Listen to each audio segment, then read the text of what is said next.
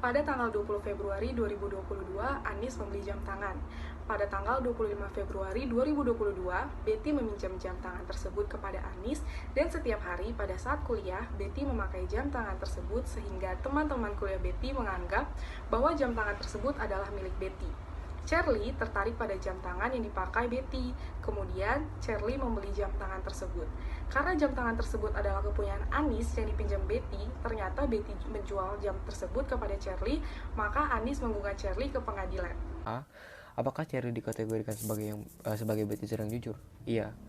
Karena jika merujuk ke dalam 529 KUH Perdata, yang dimana kedudukan berkuasa ialah kedudukan seseorang yang menguasai suatu kebendaan baik dengan diri sendiri maupun dengan perantaraan orang lain, yang mempertahankan atau menikmati selakunya orang yang memiliki kebendaan itu. Mengenai hal ini, Shirley dapat dikatakan sebagai besitter yang jujur karena di dalam hal tersebut menikmati sesuatu benda yang dikuasai seseorang baik atas upaya sendiri maupun dengan perantaraan orang lain. Adanya sebuah itikat baik dari si Shirley karena ia membeli jam yang Betty pakai.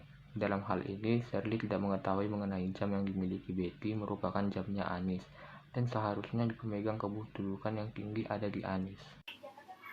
Bahwa di dalam hal ini merujuk ke dalam pasal 531 KUH Perdata, besit yang beretiket baik atau tegoder trau.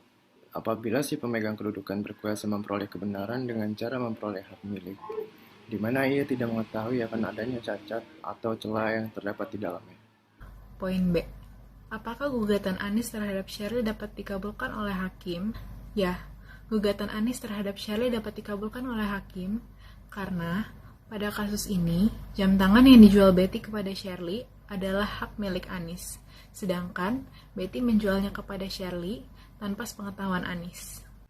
Berdasarkan pasal 574 BW yang berbunyi, tiap-tiap pemilik suatu benda berhak menuntut kepada siapapun yang menguasainya akan pengembalian benda itu dalam keadaan beradanya. Apabila jam yang masih menjadi hak milik Anis diperjualbelikan tanpa sepengetahuan Anis, maka benda yang dikuasai Charlie saat ini bukanlah milik Charlie secara sah, sebab pemilik asli dijamin haknya oleh pasal ini untuk tetap memiliki benda tersebut. Dengan kata lain, Anis sebagai pemilik berhak untuk menuntut kembali benda miliknya dari Shirley yang memegangnya dalam keadaan sebagaimana mestinya.